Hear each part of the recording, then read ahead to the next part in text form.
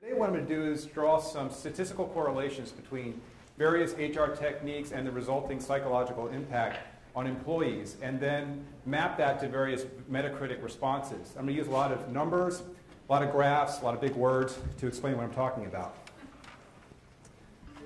I'm just kidding. That would be the most boring speech ever. I'm not going to do that at all. Actually, what Ron asked me to do, did I scare you? I hope I scared you. You're thinking, oh my God, I've only had one cup of coffee. I'm going to fall asleep. Now, what Ron asked me to do was to talk a little bit about the future of games. Now, making predictions when it comes to the gaming industry is dangerous, because if you're wrong, you look like a complete idiot. And so I'm going to qualify my predictions and talk about 4 crazy predictions. This way, if I'm wrong, I have an excuse. So specifically what I'm going to do is break this into 3 parts. First, I'm going to talk about where we are in the industry today, which is a time of unprecedented change. Then I'm going to go through the predictions and use these to illustrate what I believe are some accelerating trends in the industry, and then use those trends to explain what I believe future gamers are going to demand from all of us as game developers. Now, why is this relevant? And I specifically ask this of people in the room. I know we have a mix of folks who are lawyers, biz dev folks, students, and some of us who may run companies. Not all of us are directly involved day to day in the production of games. But the reason this is relevant is because for many of us, our job is to look ahead to what's coming down the pipe and to help our teams gain perspective and respond appropriately for future audiences. So we need to be aware of what's going on and what's coming. But I'm going to jump back just real quick. I know Peter gave a great introduction, so I have a little background in Insomniac, a little bit more. So yes, we have been making games since 1994. Our first game was a first-person shooter disruptor, and you were very nice in describing it. It was critically acclaimed, but most people haven't ever heard of this game. But what it did was it opened the door for us to make our next game, Spyro the Dragon, which spawned a couple sequels for the PlayStation 1. We then moved on to Ratchet & Clank, which had 7 sequels for the PlayStation 2 and PlayStation 3. And at the same time, we made a first-person shooter series called Resistance, which had 2 sequels, the most recent being Resistance 3 last fall. But we've been very fortunate to have success in the industry. We've sold over 38 million games so far and generated over $1 billion in sales. That's been good. Today, we are working on a number of unannounced projects, including Overstrike, which is a multi-platform game, and Insomniac Click, which is a new division we started in the social space. We've also won some nice awards for our culture, which is probably why Ron was asking me to talk about culture today. But I'm not. Instead, I want to talk about where we are as an industry. Now, despite the fact that we've had, as a company, great success, it's a little bit difficult to rely on that as we look ahead. In fact, what we've learned over the last almost 2 decades is somewhat irrelevant given how fluid the industry has become. And to give you a sense of perspective, I'd like to take us back about 6-7 years to 2005. In 2005, we were on the eve of the Xbox 360 launch, and at the time, consoles ruled the day. There were 140 million consoles in homes between the Xbox, PlayStation 2, and the GameCube. At the same time, if we wanted a game, we pretty much drove to Best Buy or Toys R Us or GameStop, and we paid $60 for our games. We were all used to doing that.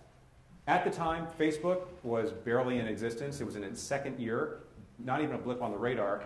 And phones were of the non-smart variety. There were games for phones, but they weren't that great. So it looked like we were in for a comfortable repeat of the previous decade, where high-priced games, high-budget teams were going to rule the day. We expected consumers to be willing to pay the same high price that they've been paying in the past. Clearly, that hasn't been the case. Fast forward 6 years to today. Facebook has changed our lives. With 800 million people using Facebook today, it has created some pretty serious societal shifts.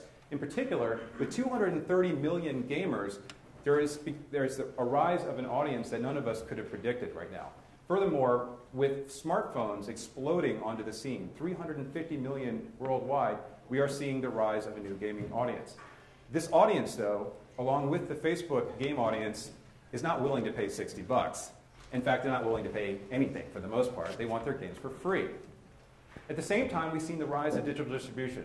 Over the last 6 years, we've seen a lot of great opportunities to get our content out digitally to consumers on demand. So those are just a few of the upheavals that we're facing and that have happened over the last few years. So it leaves us asking a lot of questions.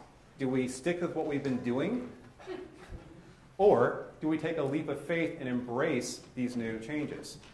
Now, this is the 100 million user question. And it spurred a lot of interesting developments and some surprising successes in the business. For example, EA buying a casual company for almost $1 billion. Tencent buying Riot for $400 million. This is a company that has made one game with one level, and albeit it's a great game and a great level, but holy crap. Zynga, a company that's been around for about 4 years making free-to-play games, raising $1 billion in its initial public offering. My mom playing a game about birds and pigs on her iPhone. Very few of us could have predicted these things 6 years ago, which gives me justification to make some crazy predictions of my own. So let's get to them. So prediction number 1.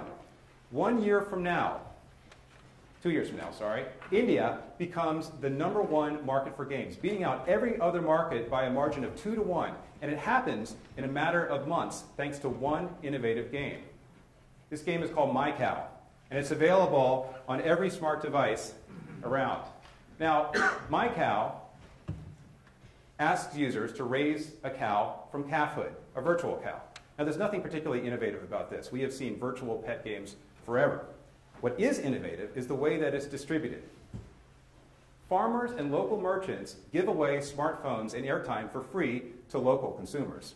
All that the consumers have to do is use virtual goods that are branded by these local merchants to raise their cows. And of course, they have to watch local ads at the same time. Now, if the cow dies, the consumer loses his phone or has to pay for it. Now, if the consumer has some extra money, they can buy virtual premium goods from the farmer, which makes them happy, or even better, real-world goods from these local merchants. Now, consumers are happy because they get a free smartphone. And in India, that's a pretty cool deal because smartphones are expensive. All they have to do is raise that cow and perhaps dress them up every now and then. Farmers and local merchants are happy because they have a direct pipeline to people in their community. These are folks who don't necessarily watch TV, they don't read the paper, but they're looking at their phones several times a day to keep their cow alive, and they're being reminded that these merchants have goods for sale. As a result, smartphone penetration skyrockets in India. Furthermore, the game spins off several popular variants like My Sheep and My Goat, and some less popular variants like My Poisonous Snake. This, though, has a multiplicative effect. Throughout the world, we see the rise of My Cow, especially in agricultural communities where the need for smartphones is growing and consumers latch on to the whole concept. Pretty soon, 50% of the world has a smartphone and is playing games. All right, so that's a little crazy, right? But I'm using it to illustrate a couple of trends. First is the rise of the global high-def gamer. And let's take India for an example. In India today, there are 33 million smartphones, which sounds like a lot, but it really isn't when you consider that there are 1 billion non-smartphones, and that's out of a population of 1.2 billion in India. That's an amazingly large gap. Worldwide, we're looking at a similar situation, where there are 5 billion phones, but only 350 million smartphones. It seems like that gap is almost impossible to overcome. But Berg Insight predicts that in just 3 years, the number of smartphones available is going to grow to almost 3 billion. Now that is incredible. That means that almost half of the consumers in the world will have a high-def gaming device at their beck and call, whether it's a phone, a smart TV, a PC, or a tablet. And what does that mean for developers? It means big opportunities. The second trend that I believe My Cow helps to illustrate is the growth of free-to-play. And all of us know what free-to-play is. Of course, we also know that for many years, this is the way we've been buying games. But fortunately, or interestingly, we have seen many free-to-play games breaking through and using various monetization techniques to make money. But we're almost late to the game. Free-to-play has been around for quite a while, and other entertainment media is doing a great job of providing free-to-play services for their consumers. Plus, they're getting consumers used to paying a premium for items. And they're training all of us to buy exactly what we want. If you don't want the album, you buy a song on iTunes. What's important is that this is what future gamers are being trained to do. Generation Z, those who are between the ages of 2 and 15, are growing up in a world where most entertainment is free. The next trend that MyCow helps to illustrate is frictionless purchasing. And what I mean by that is making it easy for people to buy stuff in your games. Now, we have plenty of closed systems that allow purchasing from within games. And we have some great in-game stores. One of my favorite is Jetpack Joyride's store. Really great. And of course, Facebook games are built around their in-game stores. But the fact is that it hasn't been particularly frictionless. We are still using Microsoft points, and Facebook credits. And as of yesterday, Microsoft announced that there will no longer be Microsoft points, so that's good news for all of us, and especially for consumers. Another important thing to consider is the rise of mobile contactless payments, meaning using your cell phone to pay for real-world goods and services. This is a market that most of us don't think about too much because in the US it's not very popular, but worldwide it's growing at an incredible pace.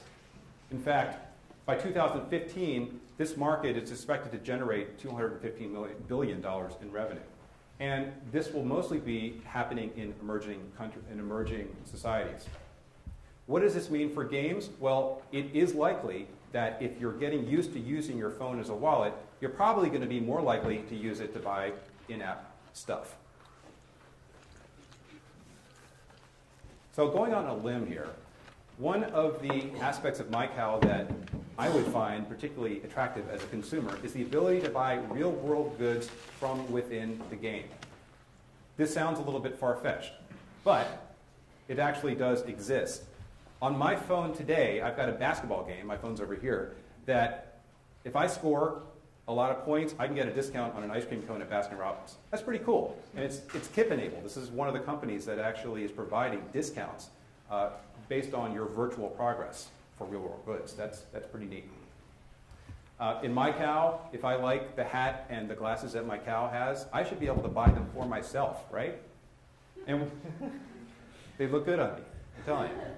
What's important about this is that if we do enable this real-world purchasing from within games, it gives us something tangible that lasts beyond the game itself.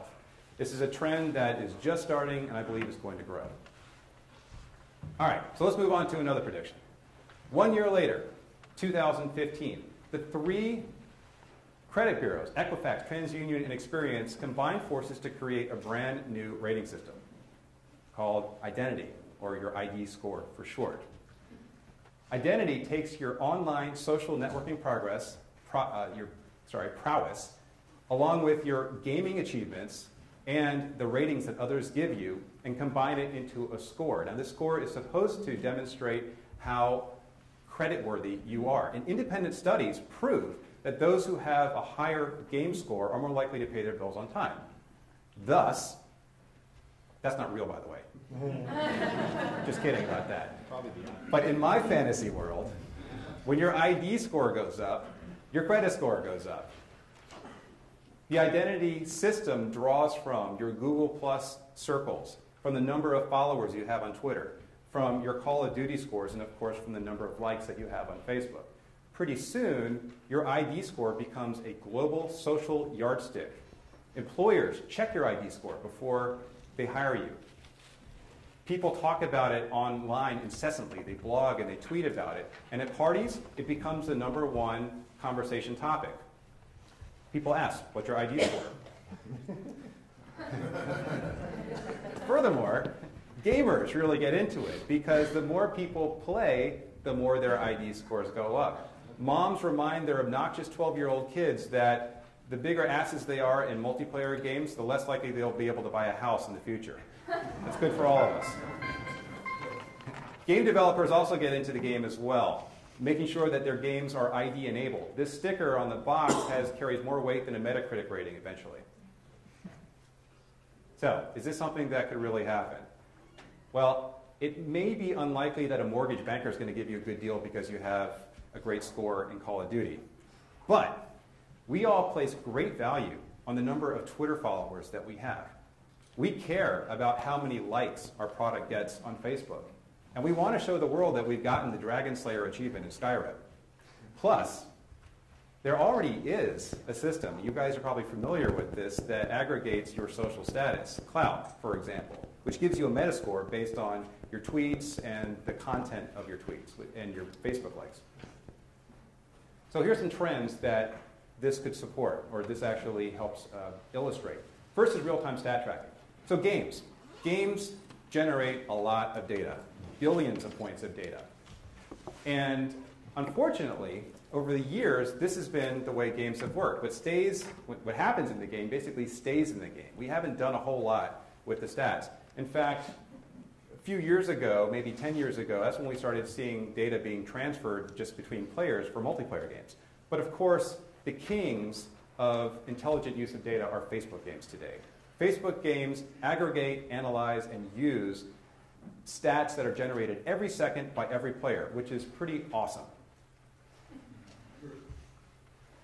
In MyCow, for example, let's say that we are tracking stats for everybody, and for some reason, high heels just aren't selling. Maybe people think that their cows are uncomfortable in high heels. But we do find that fuzzy slippers are really popular. So using those stats, tomorrow we release a bunch of fuzzy slippers. Simple, silly example, but that's the kind of thing that we all need to think about with our games.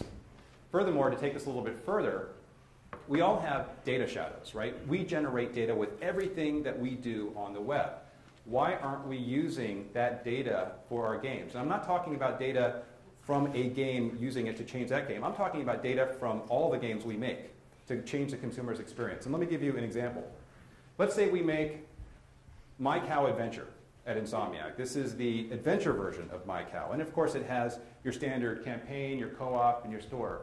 Adam, over here, is a big fan. But what Adam likes to do is go to the store. He doesn't care about co-op. He likes to buy those scarves for his cow, and he will buy a lot of them. Now, when we release the sister game, My Sheep Adventures, Adam is one of the first ones to buy it. But we know from collecting stats during Adam's playtime in My Cow Adventure that he's really into buying stuff. So what do we do for Adam? Well, for him specifically, we change the menu. We make sure that that store is front and center so that he gets to buy all the accessories he wants. Sorry, I'm going to pick on you. No, I'd buy it, sorry. Yeah, okay, good. But we can do this, we should be able to do this for all of our players and to tailor the game experience using stats not just from that game, but from all the data that we have available on a particular consumer. Crazy prediction number 3. 2016, it's a presidential election year. Mark Zuckerberg becomes the first write-in candidate to ever win the US presidency. Why is this? Well, at that time, there are 300 million Americans on Facebook. Zuckerberg eschews the TV and the radio approach that most of the other candidates take, and he uses Facebook and Twitter as his platform, connecting with Generation Y and Generation Z in a big way. But the real reason he gets elected is because his ID score is through the roof. This guy knows his social networks. And Generation Y, the younger sect, definitely gets this and appreciates it, especially since all of the other candidates have really crappy ID scores. So Zuckerberg's first challenge is to deal with the national debt, which is still a big, big problem. And he creates an innovative solution. He brings together some of the top game designers in the world and creates Debtfill. Debtfill is a crowdsourced social game where people team up to come up with solutions for the debt in a game-like environment.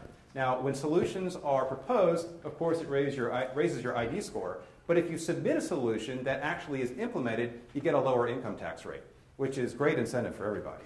So people join by the millions. Moreover, Generation Y, who's been online since they could type, form clans and work collaboratively to solve the problem.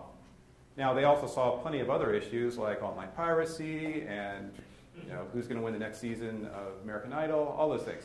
So eventually, though, a 5th grade class, after accessing it on all of these devices in Nebraska, wins the prize. They come up with an innovative solution for the debt which is a combination of elimination of physical currency and free cookies on Friday.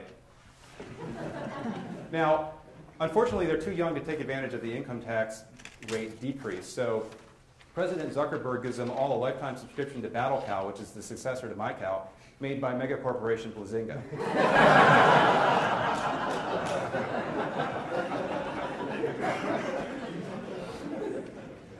So is this something that could actually happen? Well, hopefully. It would be nice if politicians took advantage of the vast intellectual capital that exists in this country, right? I mean, it's amazing what you can do when you crowdsource, but that's going off on a tangent. What this helps to demonstrate is meaningful integration of social networks. And by this, I mean using what we all use, Facebook, Twitter, etc., in our games. So we have had the ability to create friends lists in Xbox Live, on Steam, on PlayStation Network. But what do most gamers use when they're connecting with others? They use Facebook. So today, what we're seeing is an increasingly useful hook into Facebook by games like Assassin's Creed, Uncharted 3, and Call of Duty. You can form your clans through Facebook. You can share rewards on Facebook. There are a lot of things that these games are doing to push the boundaries. The other thing that this game will help to illustrate is that having your game on every screen available is important.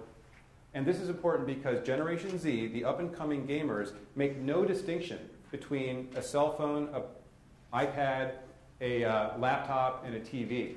Basically, they move seamlessly between devices. And because Detville is available on just about every device, it would make sense for this generation.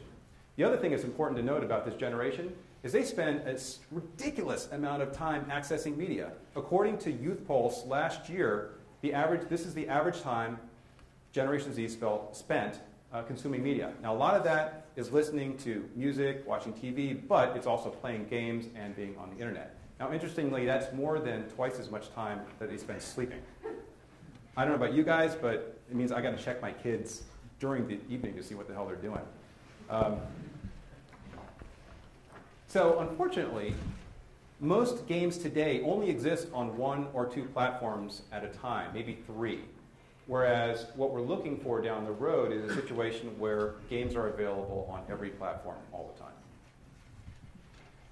Okay, so for my last prediction, aliens invade the Earth and enslave humanity, and that's it. I'm serious, man. Why do you think game developers have this theme so frequently in their games? We are trying to tell everybody something. You need to prepare, right? Okay, I'm just kidding. That probably won't happen. So assuming that we aren't enslaved by aliens in 2018, 2 years through Zuckerberg's candidacy, the Bill and Melinda Gates Foundation forms the first global virtual school for grades K through 12.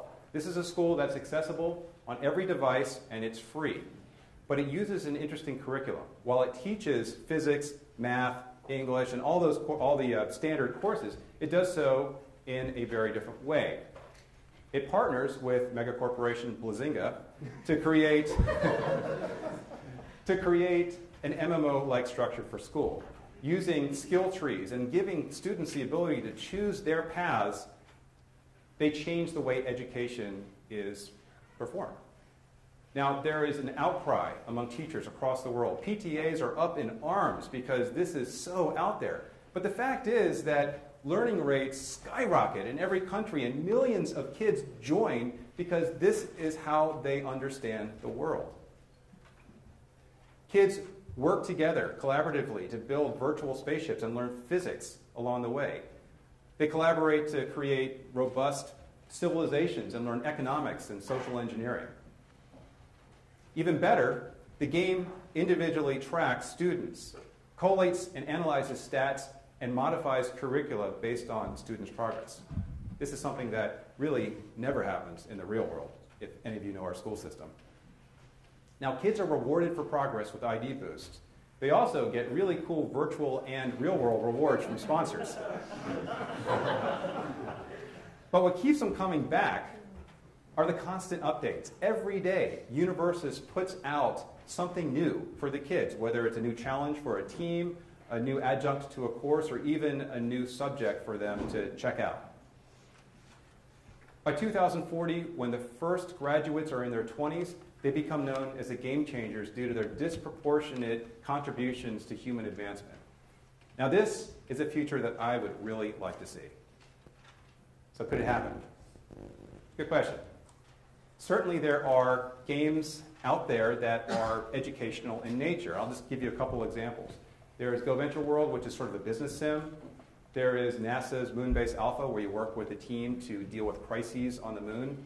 And my favorite, which is not an MMO by any means, but a fantastic site called Khan Academy. How many of you guys are familiar with Khan? Good. It is. I think this is the kind of site that can change the educational process. And the reason I bring it up is because it draws on MMO techniques to keep kids engaged. It has skill trees, it has stat tracking, it has badges. And I hope that our educational system takes notice of this site. If not, you guys should go talk to your PTAs about it. So, trends. What trends does Universes help to illustrate? Well, the first is that a never-ending stream of content for games is extremely important. Universes works because it's giving out content all the time. But this is also happening today in Facebook games and in mobile games. And that's what's keeping players coming back. Now, if you look at more traditional core games, like the ones that we make, this is our typical sales cycle. You have an initial boost when pre-sales are fulfilled. You have a drop, and then on Black Friday and Thanksgiving, you get another spike, and then you fall off a cliff. Now, this is a game that actually would have done pretty well. This is about $1 million seller. But how do we mitigate that? Well, we take a page from Universes and we deliver constant content. The more drops we have, the more that curve rises. However, as you all know, the game has to be good first. Still, when we're developing games, whether you're in core or in a more social space, you don't know if that game is going to be well received. So you have to prepare your pipelines to deliver content constantly. And that's very difficult to do, especially in the traditional game space. The other thing that we've been stuck on as an industry is thinking of games as a commodity. I know most of you have probably heard this before, but it's important that we break out of this mindset. Games are not just physical items that appear on shelves and then allow us to move on to something else. Our gamers see games as a service. That's what they are expecting today, and that's what we have to address. The last trend, really, is what Peter mentioned earlier today, and that is blurring the lines between games and reality. Now, it's pretty clear, hopefully it's clear to everybody, that almost everybody's playing games. According to Pew Research a couple years ago, this crazy percentage of 18-year-olds in the US are playing games, 97%. That's a lot. And according to the ESA, the average age of a gamer is 37. And I'm not sure how those two correlate, but I think that it means that a hell of a lot of people are playing games. And why not? Games are everywhere. They're on every device imaginable. What are we doing when we're at the dry cleaners or pumping gas or on a conference call? Well, if we're not checking our Facebook status, we're probably playing Words with Friends or Angry Birds or my current favorite, Hero Academy, which is awesome. You guys got to play that game. Plus, games have definitely made their presence known in, call it, real life. Last week, Nike announced Nike Fuel. And how many of you guys are familiar with that? Few. It's pretty cool. It is a metagame built around a physical fitness regimen where you're wearing a bracelet and you get to check out your status on your iOS app or online. It's rad. Of course, we have education experimenting with games. Games show up in retail, and of course they show up in our cars now. Games are pretty much everywhere. So when I look ahead to the future, I think about these crazy ideas, and you know what? They may not be so crazy based on the trends that are occurring now. Certainly we know one thing, and that is the world is ready to play. So, bringing things back to earth for just a few minutes. What will gamers want in the future? And this is what I'll call Gamers Manifesto. The 5 future gamers will demand, at least from my perspective, and this builds on the trends that I've been talking about. The first is, my favorite game, anytime, anywhere. Just like Battle Cow, we want to be able to access our game across devices. What's even cooler is that because of the cloud, we can do this. We have data that's available to all devices. Universal saves. Why don't all of our games have universal saves, which we can take back and forth between our Xbox, our PC, and our iPhone? Well, there's some technical challenges with that, but it's coming. Of course, there are services now that do make gaming somewhat ubiquitous on various platforms, and they are continuing to evolve too. The second demand, my games are made for me and my friends. Games are tailored to my experience. Now, of course, we talked about the fact that games generate a ridiculous amount of data. And what's nice is that there are now tools for developers to take advantage of, which help us aggregate, analyze, and use that data. Ultimately, even with console games, even with PC games outside of Facebook, we want to be able to use that data to help the game evolve and suit players' tastes. I pay for what I really want. Here I'm talking about the difference between big games and games where they may not be as big and may not be as expensive. Now, I hope that the $60 game never goes away. As a gamer and as a developer, I would pay a hell of a lot more than $60 for Skyrim. But the fact is, much of the core industry is moving into the free-to-play space, and there's some good examples. I shouldn't say much, but some of the core industry. World of Tanks, for me, is a fantastic example of a core game. It has core sensibilities, but is free to play. And if you want to get into it, well, you start paying. But it's been very successful. But the idea of selling a high-priced game is a little bit outdated these days, kind of like albums. Back when we were all kids, most of us, we were paying a lot of money for one song. That doesn't happen today. Or maybe it's like paying a flat fee for cable. These are sort of archaic concepts, and we need to be able to think outside the box when it comes to how monetization works. The fourth demand, keep things fresh for me. Now, Borderlands is a great example of a core game that kept things fresh for consumers. We all know, for those of us in the core business, that building that pipeline, building that DLC pipeline is really tough when you're trying to ship a game. Borderlands actually did a great job of providing a lot of content after launch to keep players coming back. Another one of my favorites is Backyard Monsters. If you've played this, you know that they don't have content drops all the time, but when they do, they change the game. It makes the game fresh, and it feels like you've just gotten a sequel to the game thanks to this content drop. This is the kind of thinking that we, as developers, need to engage in. Finally, let me play with the whole world. Now, we gamers are a social bunch. We like to connect, we like to share, we like to do a lot of things. But we also like to use the networks with which we're familiar. So we have to make it easy for players to connect with each other. The best games will be those that make it mindless for players to find their friends and play with them. And the most globally successful games will be those that take advantage of our natural tendency to want to play with others.